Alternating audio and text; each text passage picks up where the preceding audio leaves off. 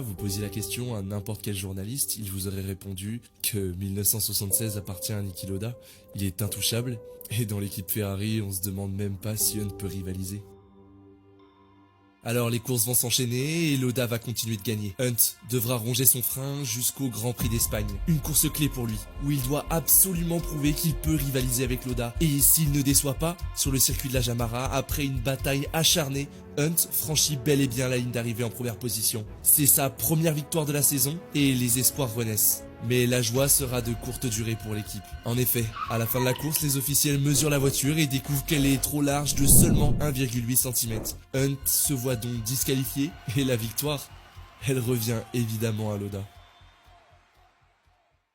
Évidemment, du côté de Hunt, la frustration est immense. Et pour enfoncer le clou au Grand Prix de Monaco, Lauda est une fois de plus en tête et Hunt lui connaît un nouveau problème mécanique et doit encore une fois abandonner. À ce stade de la saison, Lauda est si loin devant au championnat que beaucoup pensent que le titre est déjà joué pour Ferrari. Mais comme vous le savez sûrement, la Formule 1 est pleine de surprises. Alors, arrivé au Grand Prix de Grande-Bretagne sur le circuit mythique de Brands Hatch, la tension est à son comble. Lauda est en pole position, mais Hunt est juste derrière, prêt à se battre devant son public. Le départ est chaotique, plusieurs voitures se percutent et la course est arrêtée. Parmi ses victimes, la McLaren de Hunt, qui semble hors course. Les spectateurs furieux commencent alors à scander son nom.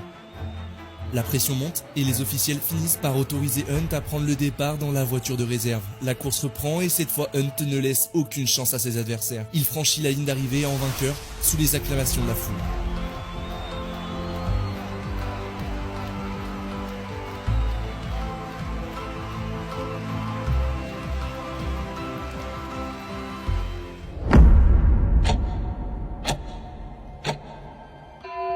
Mais ce qui va suivre prochainement est l'un des événements les plus marquants de la Formule 1. Et tout ça sur le circuit mythique du Nürburgring. Imaginez-vous au cœur des montagnes de l'Elfe, entouré d'une forêt dense, dans des virages serrés et étroits. Un endroit qui est à la fois beau mais terriblement dangereux. C'est sur ce circuit que se déroule le Grand Prix d'Allemagne.